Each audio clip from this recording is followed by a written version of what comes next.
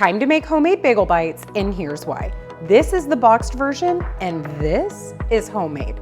They're the best after-school snack ever, plus they're super easy and fun to make. Now to kick off your homemade bagel bites, you're gonna start with some adorable miniature bagels. Just slice those right in half and place them cut side up on a baking sheet. Get yourself some cooking spray and give them a really good spritz. What we're doing here is we are going to pre-bake our bagels, and this is going to help us make sure that these bagels bake up extra crispy and don't get soggy once the sauce goes on. While the bagels are getting nice and toasty in the oven, we're gonna go ahead and grate some cheese.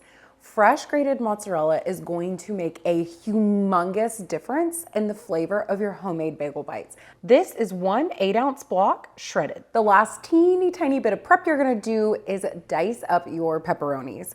Now you could leave them whole, but they're really gonna take over the miniature bagel if you do it this way. So I like to stack them up and cut them into a nice little dice. And you do wanna leave some of these pepperonis whole, and I'll show you why in just a sec.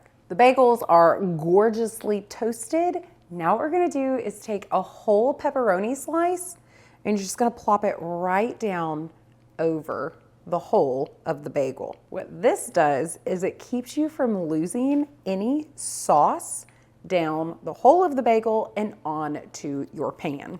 Now we'll bring in some marinara sauce. You can use homemade or store-bought, whatever is your preference. Just a couple small spoonfuls right over the top. Now for the cheese, nice big pinch. Does this not make your heart so happy? I know it makes my heart happy. And now we'll take the diced pepperoni and you're just gonna lay it on top. You can wedge it in a few shreds if you like. Okay. They're all assembled. Now we're gonna pop them back into the oven at 350 degrees Fahrenheit for about 12 minutes. Check it out. If you're looking for more delicious, totally kid-approved recipes, be sure to check out my kid-friendly recipes playlist next.